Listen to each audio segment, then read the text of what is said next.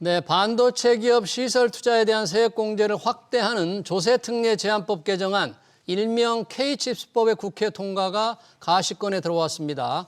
트럼프 대통령이 반도체 관세를 꺼내든 가운데 이 상황을 돌파하는데 힘이 될 거란 평가가 나오는데요.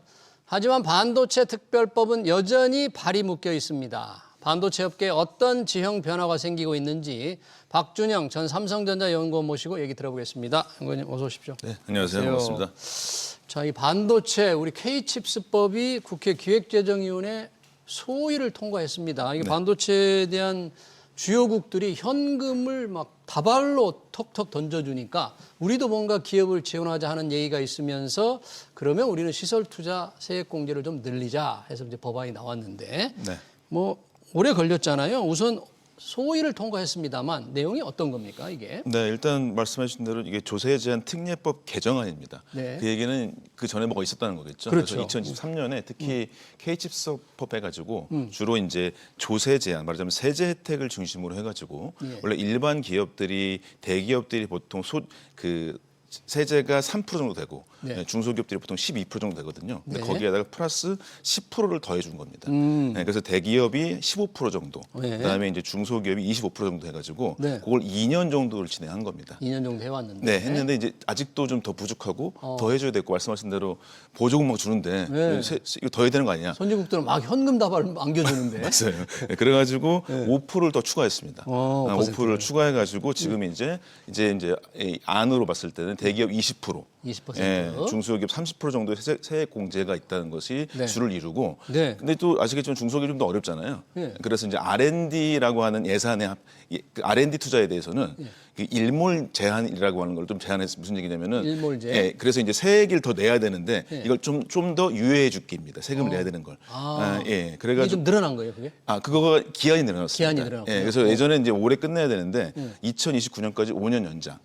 예, 그다음에 이제 반도체 특별법이라고 하자면 여기에 뭐 디스플레이도 있고 좀 핵심 기술 법들이 있거든요. 그 산업들 포함했는데 특히 반도체는 2031년까지 7년 정도 연장하는 정도까지를 해놨습니다. 아, 그러네요. 네네네. 이제 세액 공제율이 5%포인트씩 올라갔다. 그래서 대기업과 중견기업은 20%로 네. 중소기업은 30%로 이제 맞습니다. 올라갔다. 그런 네네. 얘기고요. 네. 일몰 조항도 늘어났다 그러면 사실 반도체 기업들 이익 많이 나도 대부분 투자를 하잖아요. 맞습니다. 삼성전자도 뭐 한 해 40조 원 넘는 투자를 막 하고 그러는데 네.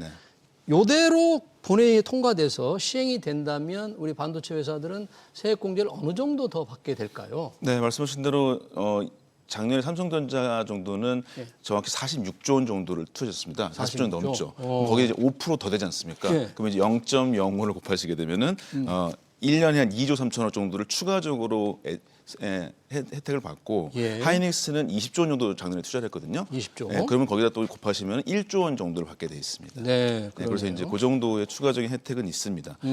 그게 이제 이번 법안에도 돼 있는데 실제로 우리나라에서 반도체 기업들 투자가 전체 우리나라 산업 투자의 92%에 가깝습니다. 그래요? 90%가 넘어요? 네, 뭐 엄청나게 이제 산업 자체가 워낙에 투자를 많이 해야 되기도 하고 말씀하신 대로. 그래서 이제 저도 삼성 다닐 때 그 대표회사가 반도체 산업은 뭐 달리는 오토바이에 기름을 붓는 격이다. 계속 달려야 되는데 계속까지 돈을 넣어야 된다는 얘기였죠. 그러니까 엄청난 투자를 가지고 있어야 되기 때문에 그 투자가 갖고 있는 우리 승수효과, 파급효과가 크기 때문에 국내 산업 생태계에서의 어느 정도의 돈이 돌아가는 거에 굉장히 큰 역할을 하기 때문에 이번에 뭐 이런 세제 혜택은 굉장히 좋지 않은가, 의미가 있지 않은가 싶습니다. 그러니까 버는 족족, 이익을 내는 족족 다 재투자를 해야 된다 그런 얘기네요. 맞습니다. 아무리 수십조 원 이익을 하더라도 반도체 라인 하나 칠 때 보통 30조 원 정도 들고요. 이번에 라인 30조. 네, 맞습니다. 라인 하나 칠 때 30조 원이고 이번에 보시면 뭐 NRDK라 그래가지고 기흥의 반도체 연구 라인이 있거든요. 연구 라인. 네, 그게 이제 새로 만들어지는데 그거 하나만 해도 20조 원입니다. 아, 그래요? 네. 그러니까 그거를 지을 때 이제 그나마 이번에 세제 혜택을 통해서 그러면 또 1조 원 정도가 좀 추가적으로 더 되니까. 어느 정도 좀 돈 되지 않을까. 지금 용인 반도체의 대규모 클러스터를 지금 하려고 합니다. 하고 있잖아요. 네, 맞습니다. 그런데도 엄청난 투자가 지금 필요하니까 네, 이런 게 굉장히 큰 도움이 될 수 있겠네요. 맞습니다. 지금 이제 전체적으로 모았을 때 그때 보통 클러스터가 300조 원 정도 얘기했었습니다. 300조 네. 트러스를 만드는데. 네, 물론 이제 2030년까지입니다. 긴 기간이긴 하지만 그렇더라도 액수로 보자면 엄청나게 크죠. 그럼 거기에다가 어느 정도 기업들이 그 투자의 세액 공제를 통해서 또 다른 투자를 할 것이고 예. 그걸 통해 또 다른 승수효과가 나오기 때문에 이 우리나라 대기업 투자가 전체 산업에 미치는 영향이 크기 때문에 어느 정도 의미 있지 않을까라고 네. 볼 수 있을 것 같습니다. 그러네요. 그런 면에서 보면 우리가 이제 현금을 직접 주지는 않더라도 이런 세액 공제도 어느 정도 효과가 있을 것 같고 이렇다면 좀 일찍 통과를 시켜야 되는데 뭐 지금 소위를 통과했으니까 아직 최종 확정된 건 아닙니다. 반드시 이제 국회 본회의를 통과해야 된다. 뭐 지켜보면 될 것 같고요. 반도체 업계에서는 이번 K칩스법 통과를 환영하면서도 또 하나 있습니다. 반도체 특별법이 있는데 이게 또 굉장히 중요하다 그래요. 반도체 회사들은. 여기 핵심이 뭐 주 52시간 근무 예외 조항인데 이 부분이 지금 들어가느냐 안 들어가느냐 여야가 좀 승강을 하고 있는데 이게 조금 빠질 수도 있다. 이런 얘기가 나오거든요. 네, 맞습니다. 이걸 빼고 반도체 특별법을 통과시킨다면 어떻게 될까요? 일단은 좀 특별법을 크게 세 가지로 먼저 말씀을 드리고 가는 게 좀 나을 것 같습니다. 예. 지금 우리 앵커님께서 말씀하신 대로 이 세제로 되겠어? 이래가지고 그것들이 그래서 이제 뭐 미국도 65조 원, 뭐 중국은 180조 원 이런 것까지 돈 든다는데 현금으로 지원하니까. 그래서 이번에 반도체 특별법을 어떤 면에서 스트롱 K칩스라고도 합니다. 스트롱 K칩스.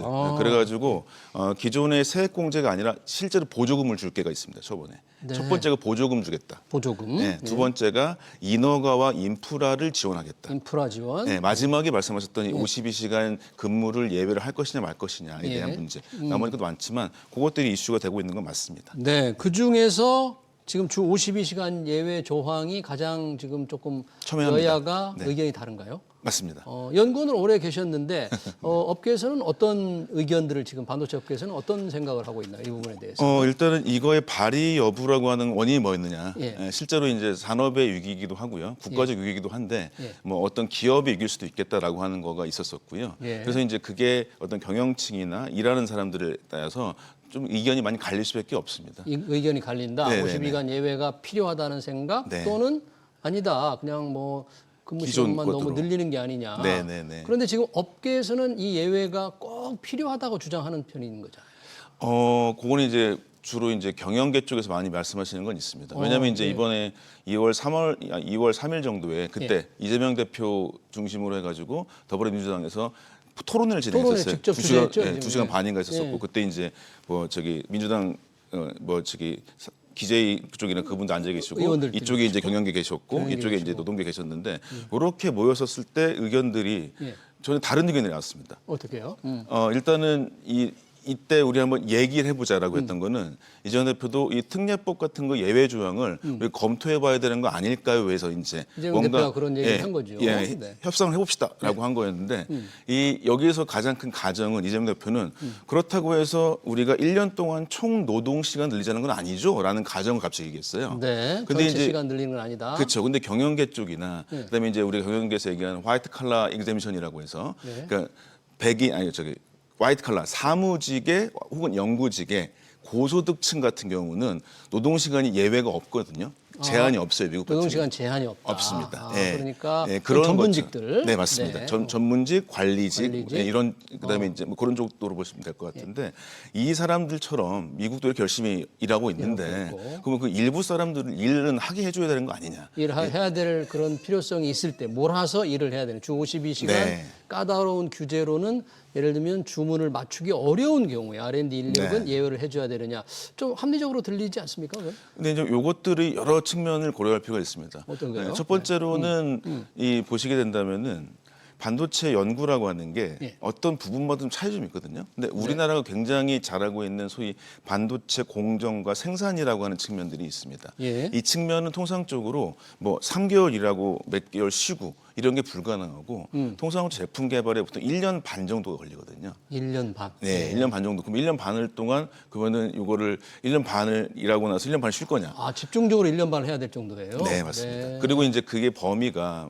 나왔던 대로 그 일부 고소득층 이게 이제 어떤 의미냐면은 소위 실제로 미국에서의 고소득이라고 하는 건 주로 이 스타트업들이나 어떤 면에서 좀 한 명이 굉장히 많이 해야 되는 측의 일에 가깝습니다.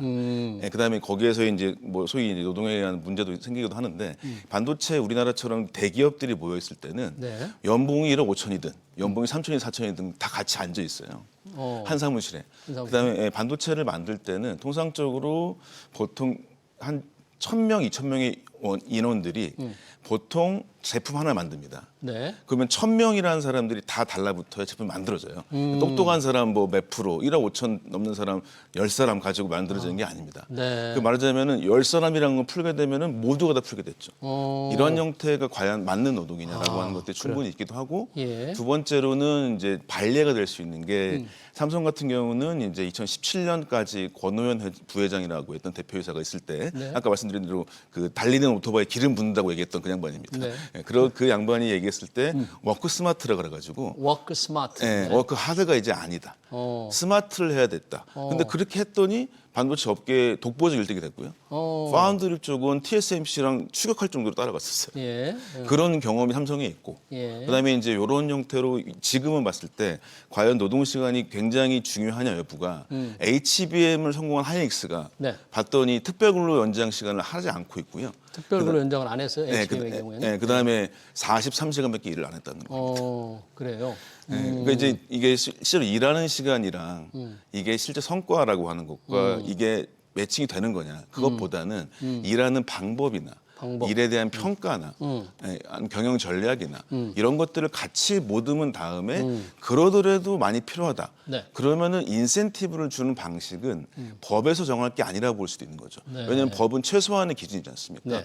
인센티브 기준 같은 경우는 기업에서 어느 정도의 여유를 줄 수 있을 텐데 이거를 강제하게 된다면 너무 확산이 크지 않을까라고 하는 우려가 있을 그러네요. 것 같습니다. 실제 R&D 인력 현장에서 보는 생각은 조금 이렇게 다른 의견도 있다. 그러다 보니까 이 반도체 특별법에 대한 주 52시간 예외가 좀 논란이 되고 있는데 전반적으로 관련 업계라든 이런 데에서는 이제 뭐 지구 반대편에 있는 곳에서 주문이 왔거나 해서 뭔가 고쳐야 된다 할 때는 여기서도 계속 밤새워 일을 해야 될 상황이 온다. 네, 그런데 52시간에 묶여서 일하다 말고 퇴근해야 된다. 현재 그런 불만들이 좀 있으니까 원하고 일하고 싶을 때는 좀 할 수 있게 하고 네. 1년 전체 근로 시간은 더 늘리지 않는 방법 집중적으로 원하는 기업들이 훨씬 더 많은 것 같은데 네. 또 우리 연구원이 보시기에는 이제 삼성전자 같은 경우는 1년 반 동안 네. 어떻게 집중적으로 일할 수 있느냐. 그리고 말씀하신 대로 이렇게 주문이 오지 않습니까? 계속 요새 주문 연구소처럼 얘기 많이 하니까요. 근데 그게 다 3교대로 돌아갑니다. 3교대로? 연구개발, 저도 연구개발할 때 매일 3교대 돌아가는 게 아니라 보통 오피스 근무를 쭉 하거든요. 그다음에 이제 일주일에 한 번 정도 오후 근무를 합니다. 그러면 이제 오후 근무 몇 명이 일했던 거를 맞춰서 테스트를 해줘요. 예. 그다음에 밤 근무라고 할 때 반 근무 때는 또한 2달에 한 번 정도 일주일 반 근무를 서거든요. 그러면은 이 사람들이 연구 개발직도 다 24시간 돌아갑니다. 그러니까 그런 형태의 근무가 돼 있기 때문에 물론 말씀하신다시피 이 집중 근로가 분명히 필요하긴 해요. 근데 그것들이 혹여라도 우리나라의 근무 여건상 이게 전체적인 노동 시간 늘리는 게 아니냐라는 걱정이 그러니까요. 실제로 많을 수밖에 없는 것 같습니다. 그러니까 만약 그런 걱정을 좀 없앨 수 있다면 맞습니다. R&D 연구 인력이 원하고 기업이 또 이렇게 필요하다면 할 수 있는 장치는 좀 필요하지 않느냐. 그러나 전체 근로 시간은 늘리지 않고 그래서 R&D 문제 없이 돌아가고 주문을 반대로 다 조달할 수 있게 하고 하는 그런 주장이 있는데 아직 지금 법안에서는 조금 많이 늘 그런 것 같습니다. 아직까지도 아직까지도 않고 있으니까 네, 업계에서는 좀 갑갑해하는 그런 상황이네요. 네, 맞아요. 자, 이 반도체 이슈 또 하나가 관세입니다. 트럼프 대통령 뭐 자동차, 반도체 다 관세를 매긴다고 하는데 반도체 우리 지금 뭐 해외 수출이 굉장히 많지 않습니까? 이 반도체 관세를 부과하면 실제 업계에는 어떤 영향을 미칠까요? 일단은 가장 놀라운 거는 그동안 반도체는 관세가 없었습니다. 전체 없었는 거죠? 네, 왜냐하면 이제 워낙에 반도체 자체가 조그맣고 부품이고 중간재지 않습니까? 네. 그러니까 서로 간에 엉킨 게 많다 보니까 이 글로벌리 서플라이 체인을 가져가려고 하면 관세를 누가 하나 잡게 되면 계속 관세가 붙게 돼 있지 않습니까? 그렇죠. 그렇기 때문에 관세를 없이 하다가 트럼프가 그런 갑자기 합의가 이루어졌는데 네, 어느 정도의 합의가 오랫동안 하고 있었는데 오랫동안 근데 갑자기 장벽을 세우는 트럼프가 우리 관세 매길 거야 해버리니까 그러면 다 생기겠죠 관세가. 다른 나라도 예, 이런 형태가 돼버릴 것 같습니다.